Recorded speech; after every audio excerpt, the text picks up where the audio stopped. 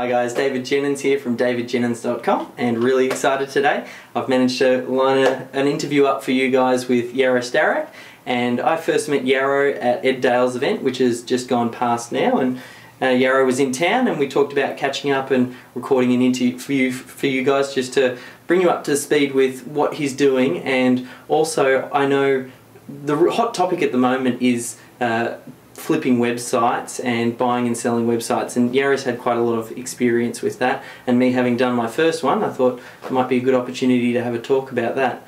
Before we dive into that though, for those of you who don't know much about Yaro, you should definitely take a look, check out his blog, and we'll give some of those details at the end of the interview. But I think what I like most about Yaro is you can see it from his blog and all of his posts and the personality that he injects into there. He very much shoots down the line, tells it how it is. He doesn't sort of hype things up, and I think he really speaks from the heart, and I think that's one reason that sort of I really resonated with Yaro's work. So really looking forward to digging in with what we've got. Thanks for having me.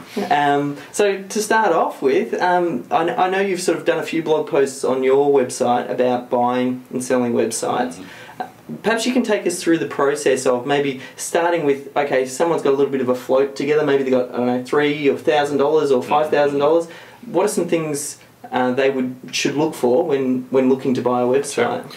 I probably should start explaining how I even got into buying and selling websites first, because it wasn't something that I really even realized was a possibility until well, basically, the very simple story. I was walking across the street. I come from Brisbane, Australia, and I was in the Queen Street Mall in Brisbane, and I was at a stage of my internet marketing where I had a website. It was focused on a card game. It had a forum. There was quite a bit of use, maybe 500 people that were there trading their cards every day, and I was making about $500 a month in advertising, roughly around about that. So it was kind of like a hobby that I had when I was in university and in high school as well. So it meant I didn't have to get a job, but I had well and truly gotten over that card game, and I was really not really interested in developing the website any further, and I didn't know what to do. I was just kind of managing it myself. It wasn't too much work, but I had some other business projects going that I was more interested in and really could use the money. I was thinking about traveling, I was thinking about maybe hiring some more staff, some things like that. So one day I'm walking across the street and I thought, I have a website that makes $500 a month, that's $6,000 a year.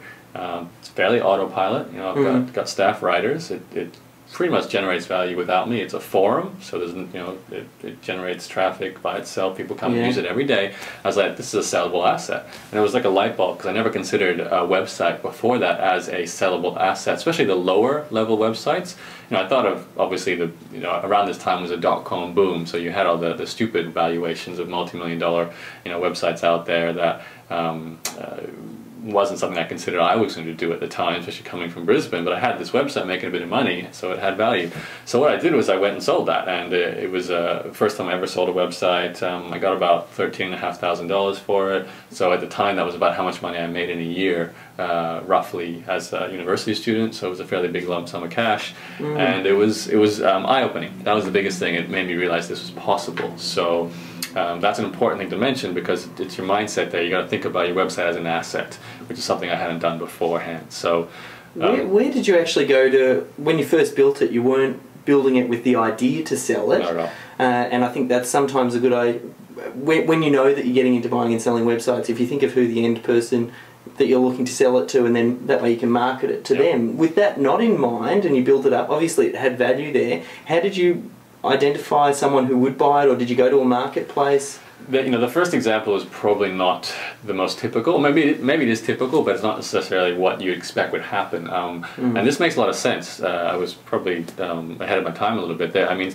the SitePoint marketplace, which eventually became Flippa, wasn't in my radar at the time. I'm not even sure. I'm sure it was around, but I don't know if it was established yet as a website flipping trading kind of community. And my initial thought for selling this website was to actually go to the people who would currently stand to gain the most from owning it, which in my point of view were the current sponsors of the website, so the people who are paying me money to put banners on the site, and also perhaps any of the current readers, so the people who are trading cards in my forum. So basically the audience around that website, the community. So the first thing I did was I went and contacted my sponsors. I put a little post in the forum. I also, I think if I remember rightly, I went to some of the stores in Australia that sold the cards. So I figured if they're selling the cards and they have an online presence, they could benefit from owning this website. So eventually I found a buyer through that method. They took over the site. In fact, the buyer ended up being one of the largest forum card traders. So they spent quite a bit of time every day buying and selling cards and had an inventory of $20,000 worth of cards for sale in my forum. So they went and bought the whole website and continued to grow it. And as far as I know, they still own it. So that was the case where it was the existing community where I found the buyer. Later on, though, I did more specific, I guess, flipping style trades. I went from there, and in fact, this is a nice, I guess, connection to how I eventually started a proper strategy of website flipping, was the experience I had owning a forum. I really loved that because for me it was a very low labor method of having a self-perpetuating website. So people came to the forum for a reason. In this case, they came to trade cards. I didn't do anything to market it. Word of mouth spread.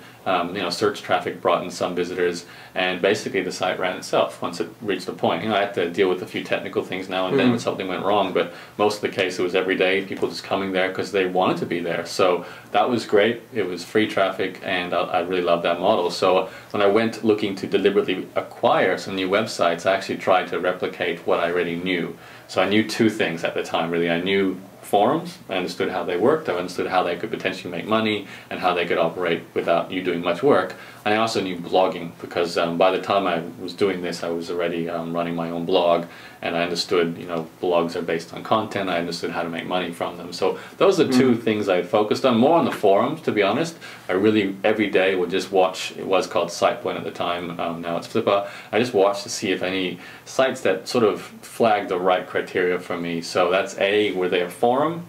B, did the forum have a certain number of daily new posts and replies? So I just wanted to see, repetitive action, people actually participating in the community, how many active members were online at any point in time, and how long had the forum been online, what was the unique visitor count, and was it making any money, what market was it in. So those are the sort of criteria I looked for, and I knew if I could find a forum that was, matched my criteria, I could take it over, usually improve it by adding some more monetization, perhaps increasing the number of banners I had on the site, maybe adding an email list, and even adding a blog to it.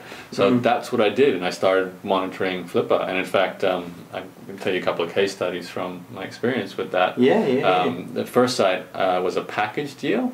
It was on the subject of mini bikes. So for those guys, pretty niche. Yeah, it's very niche. I had no idea what it was, to be honest, when I first saw it. These are basically full proper motorcycles, but they're miniature. They're designed for kids, basically, and it's a huge and popular thing to do. And these sites that I bought were actually forums based in Australia, so it's on the Australian miniature bike community.